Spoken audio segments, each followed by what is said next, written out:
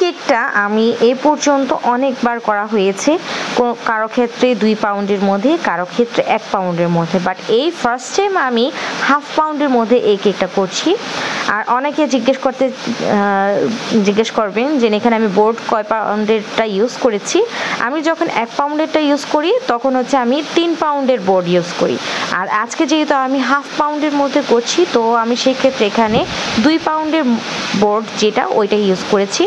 And ফার্স্টে ভেবেছিলাম যে 1 পাউন্ডের বোর্ডে হয়ে যাবে, পরে দেখলাম যে না, এটার শেপটা সুন্দর আসে না।